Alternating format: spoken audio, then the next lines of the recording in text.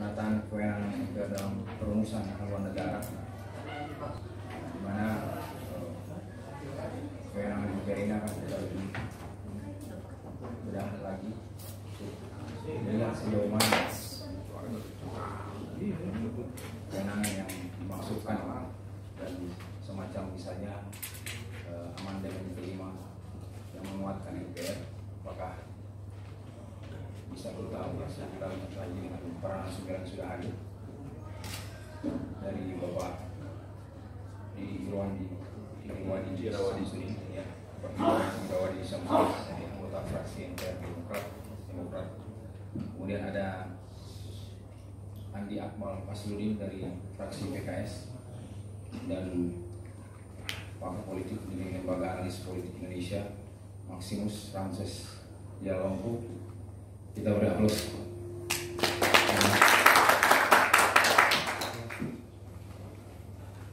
Oke, untuk biar lebih dalam lagi kita pertanyaan mengenai kewenangan ini, langsung saja kita berikan kesempatan kepada Bapak Didi Irawadi. Oh ya, oke, atas permintaannya kita langsung saja dengan Bapak Andi. Ya. Oke teman-teman, kita mulai saja dengan Bapak Andi Fasludin. Kita berikan waktu yang sabar. Bismillahirrahmanirrahim. Assalamualaikum warahmatullahi wabarakatuh.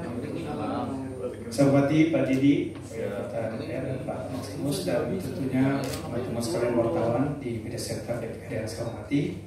Ini saya kira tema yang menarik ya, karena berkaitan dengan masalah konstitusi negara kita, berkaitan dengan mau dibawa kemana fungsi daripada MPR.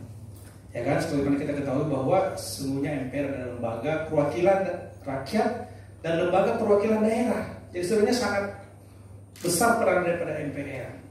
Namun dengan adanya amandemen ya tahun 98 mengembalikan peran MPR itu tidak lagi menjadi lembaga tertinggi negara.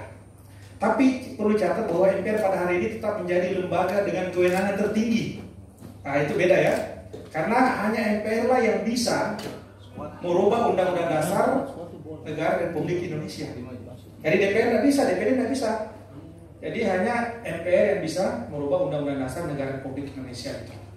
Nah yang menarik sesuai dengan tema kita pada siang hari ini adalah bagaimana supaya ke depannya MPR juga punya kewenangan untuk menetapkan garis-garis besar haluan negara.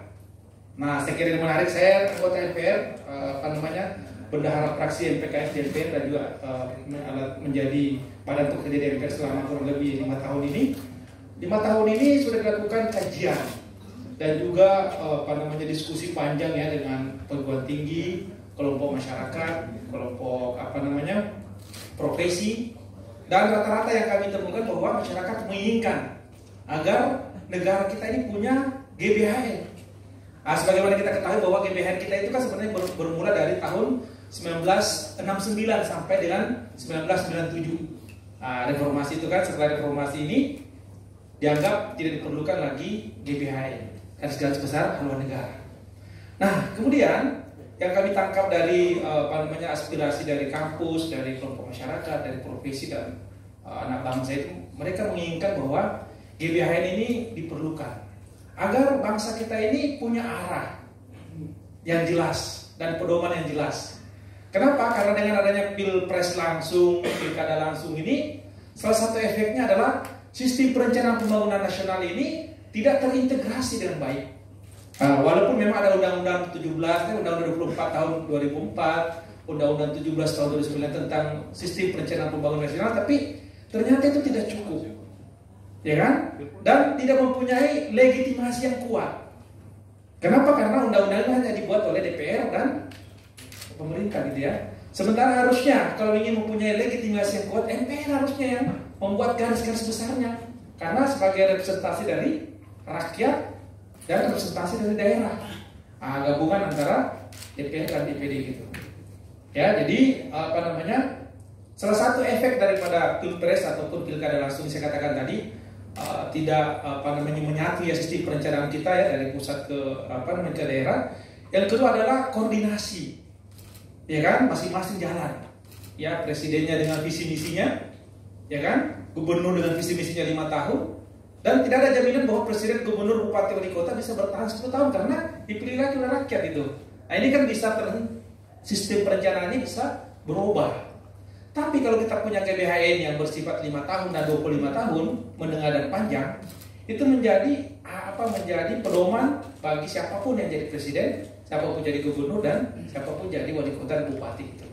Nah inilah salah satu beberapa masukan-masukannya dari masyarakat yang saya sampaikan tadi, karena kami aktif keliling seluruh Indonesia untuk dapat menyerap aspirasi dan oleh karena itu tentunya amandemen kelima, karena kita sudah 4 kali melakukan amandemen kelima adalah kita berharap bahwa GBHN ini menjadi salah satu produk yang wajib menjadi arahan yang menjadi pedoman bagi presiden terpilih dan wakil presiden, kemudian gubernur dan bupati wali kota.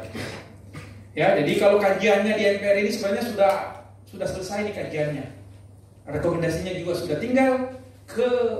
tinggal political will, kemauan politik dari partai-partai yang ada di DPR gitu ya, untuk memasukkan yang ada di MPR maksud saya, gabungan dari DPR dan DPD, agar bisa melakukan amandemen kelima gitu. Ya, agar ini bisa menjadi produk hukum bahwa GBHN menjadi guidance, menjadi menjadi pedoman bagi pemerintah ya, bagi pemerintah kita gitu. Dan kita harus berikan catatan juga bahwa sebenarnya GBHN ini juga berfungsi sebagai implementasi daripada Pancasila sebenarnya. Ya kan, bahwa GBHN itu bagian daripada bagaimana implementasi dari ideologi negara kita, dasar negara kita Pancasila yang ingin bahwa pembangunan nasional kita itu bukan hanya baik secara perencanaan, bukan baik saja dari sisi pelaksanaan, tapi mempunyai dasar yang kuat dari, saya katakan tadi, yang punya legitimasi gitu.